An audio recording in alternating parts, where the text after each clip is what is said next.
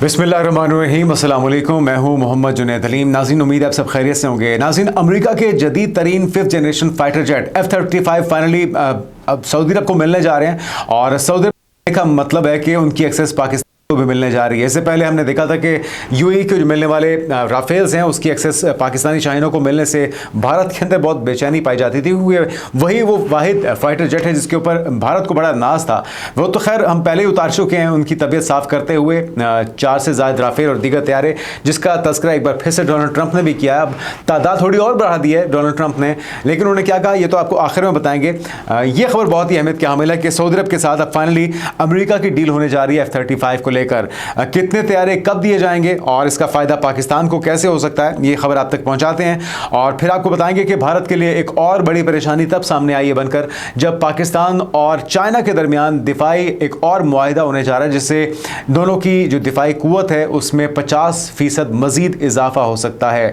जो पहले ही अपने दिफा को बहुत मजबूत बना चुके हैं, चाहे वो पाकिस्तान हो या फिर चाइना हो, अब उनके दिफाई निज़ाम में मजीद इजाफा होने से भारत के लिए कितनी परेशानी बढ़ सकती है, इसका भी तस्करा करेंगे आज की वीडियो में। और फिर आपको बताएंगे कि पाकिस्तान के अंदर इंटरनेशनल मैरीटाइम एक्सपो और कॉन्फ्रेंस का इनेकाद किया गया है, जिसके अंदर पाकिस्तान ने बहुत ही जदीद और तबाकुन हथियारों की नुमाइश की है।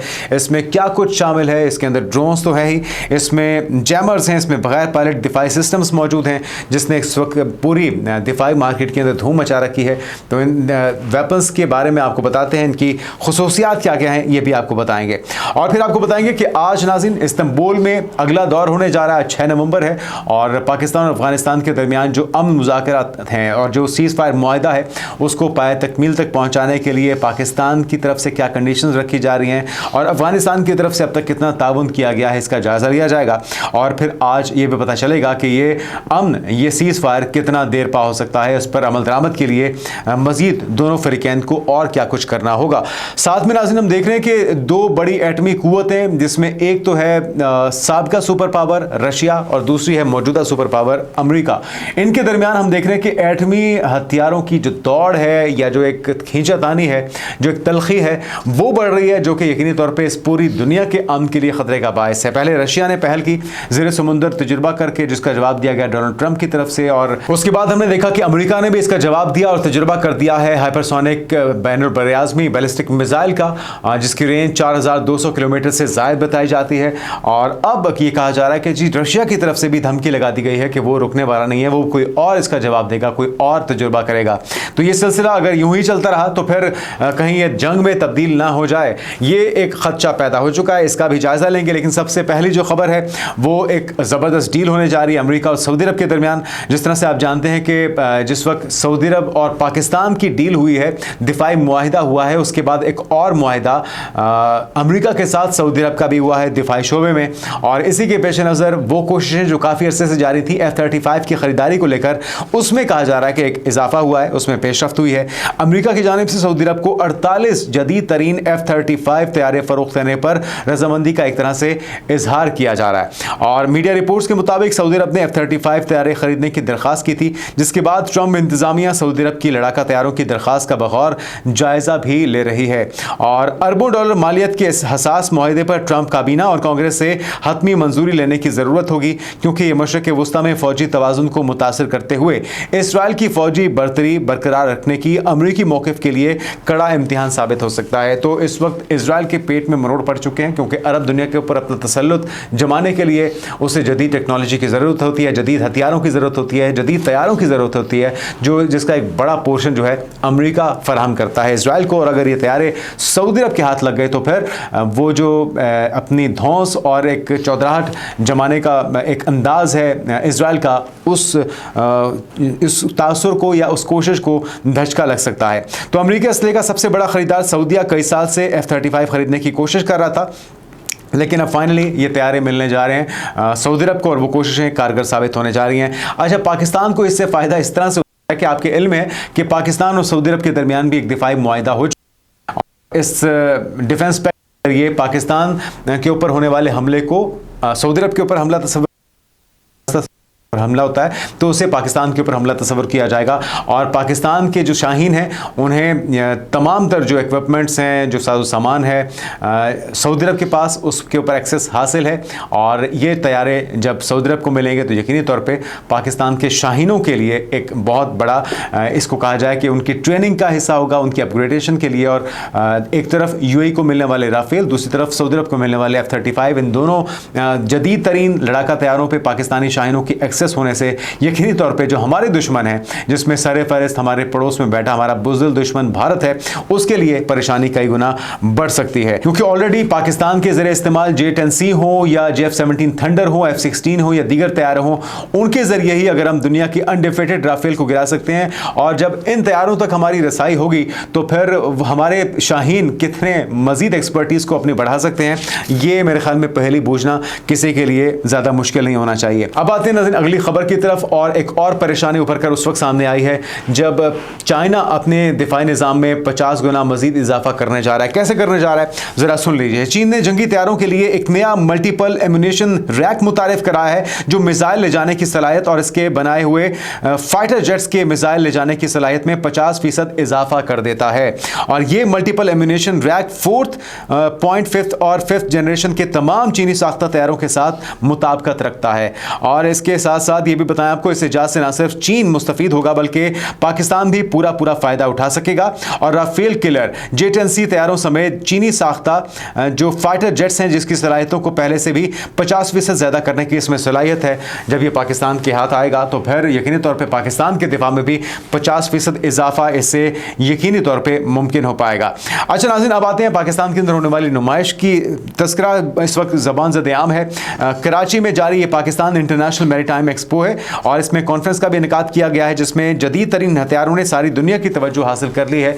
क्या कुछ इसमें शामिल है आपको बता देते हैं। इसमें जो नाज़रीन हथियार शामिल हैं इसके बारे में कहा जा रहा है कि ड्रोन पाकिस्तान का पहला ऐसा कॉप्टर है जो कि एक ही प्लेटफॉर्म पर मुतअद्दिद काम अंजाम देने की सलाहियत रखता है।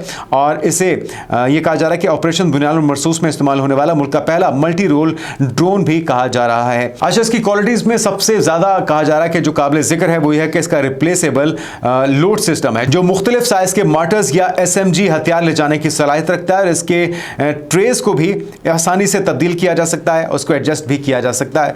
और मल्टी रोल ड्रोन में नस्ब जदीद सेंसिंग सिस्टम है जिसे थर्मल कैमरा, जूम फीचर और दिन की रोशनी में काम करने वाला कैमरा इसे हर मौसम और हालात के लिए मौसर बनाते हैं। और साथ में यह भी कहा गया कि एंटी जैमिंग और एंटी स्पोफिंग के खसूसियात के साथ लैस है और इसके साथ दुश्मन की मुमकिन मुदाखलत को भी नाकाम और मिशन की कामयाबी को यकीनी बनाने की सलाहियत पैदा करता है। सरफरोश कामकाजी ड्रोन है जो कि मुस्तकबिल की जंगों में एक इनकलाब करार दिया जा रहा है, जिसकी सबसे अहम खसूसियत इसकी 700 किलोमीटर की रेंज बताई जाती है। समुद्री ड्रोन भी इस नुमाइश का हिस्सा है। इस एक्सपो में नाज़रीन कहा जाएगा कि स्टिंगरे कंपनी की तहकीक पाकिस्तान की पहली बगैर इंसान के चलने वाले और 2 SSM लॉन्चर से लैस सरफेस व्हीकल भी मुतारिफ करवाया गया है जो न सिर्फ अनमैन्ड है बल्कि छोटे साइज और मखसूस डिजाइन की वजह से किसी भी मुमकिन बहरी जंग में काफी मौसर साबित हो सकता है। ड्रोन जैमिंग गन भी नाज़रीन शामिल है इस नुमाइश के अंदर।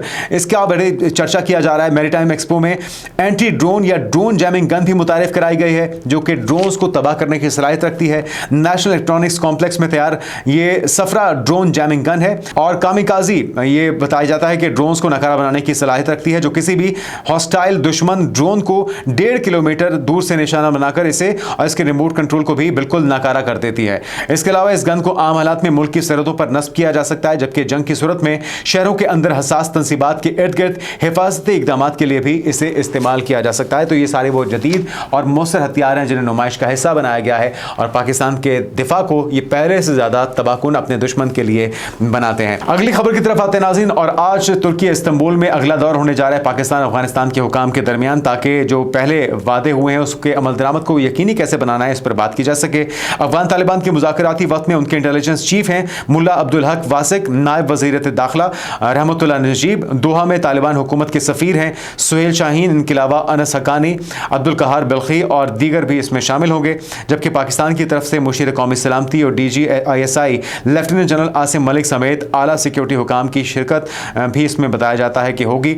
और ख्वाजा आसिफ का बयान इस मुज़ाकराती अमल को लेकर सामने आ चुका है और वो कहते हैं कि जी पेशरफ्त का इम्कान इसमें मौजूद है, और अगर पेशरफ्त का इम्कान ना हो तो फिर वक्त का ज़िया इसे कहा जा सकता है।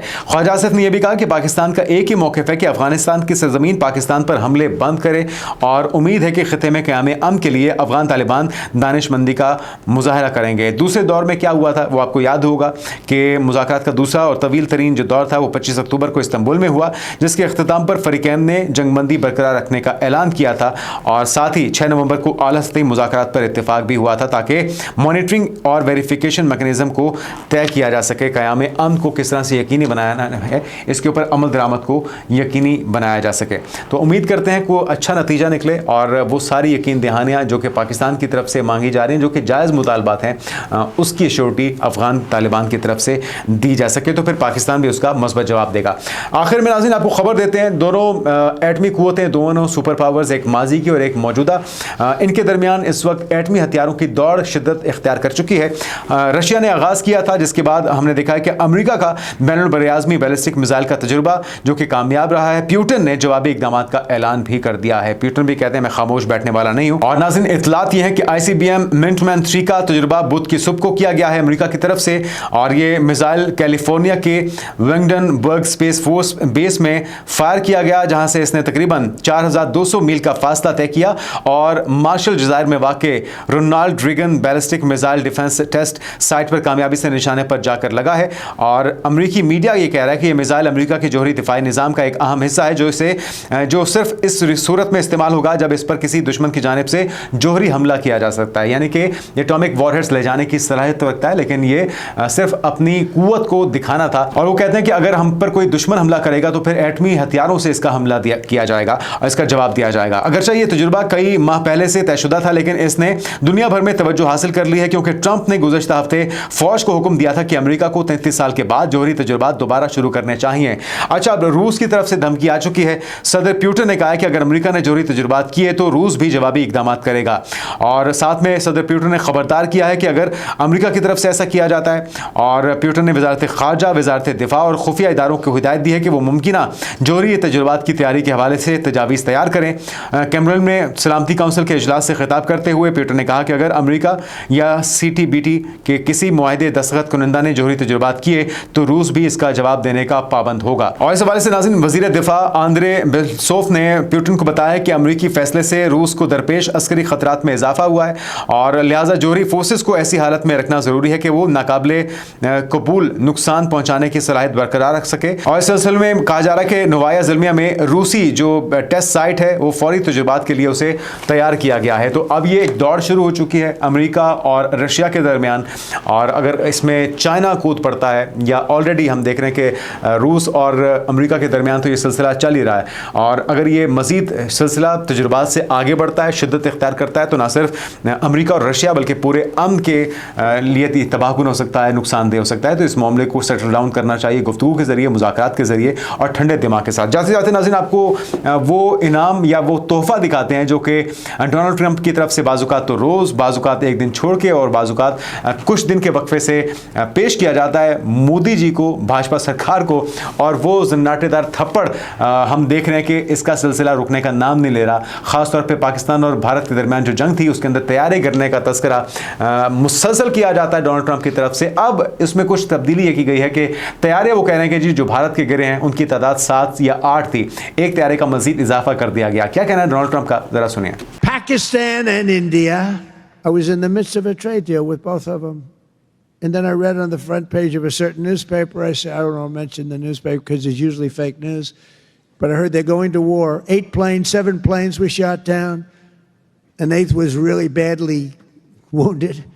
But 8 planes were shot down essentially. And तो नाज़रीन आपने देखा है किस तरह से कहा गया 8 तैयारों का, और 8 तैयारे गिरे थे भारत के। और ये बार बार तस्दीक करने का मकसद सिर्फ ये है कि नरेंद्र मोदी को असलियत दिखाया जा सके, उनका असली चेहरा दिखाया जा सके कि आप इस काबिल नहीं हैं कि आप पाकिस्तान का मुकाबला कर सकें जंगी महाज पे। तो ये छेड़खानी मेरे ख्याल में मोदी जी को जेब नहीं देती, और उन्हें शरारतों से बाज आ जाना चाहिए। आखिर में नाज़रीन जाते जाते आपको खबर देते हैं कि गुरपतवंत सिंह पुन जो कि रूह रवाएं खालिस्तान तहरीक के अमेरिका के अंदर और उनके उनकी जान को खतरा तो पहले ही हैं। रॉ की तरफ से जो धमकियां उनको दी जाती हैं, भाजपा सरकार की तरफ से उनको धमकियां दी जाती हैं, और उनके पाकिस्तान के हक में बयानात पहली बार तो नहीं आए, लेकिन एक बार फिर से उन्होंने इजहार किया कि अगर कोई जाररियत का मुजाहरा किया जाता है इंडियन फोर्सेस की तरफ से पाकिस्तान के ऊपर, या कोई फॉल्स फ्लैग ऑपरेशन किया जाता है, कोई पाकिस्तान के ऊपर धावा बोला जाता है, तो खालिस्तान के जो सिख हैं वो पाकिस्तान के साथ कंधे से कंधा मिला के खड़े होंगे। एक वीडियो बयान में उन्होंने जज्बात का इजहार किया, इस मोहब्बत का इजहार किया पाकिस्तानियों के साथ, क्योंकि पाकिस्तान हमेशा सिख भाइयों के साथ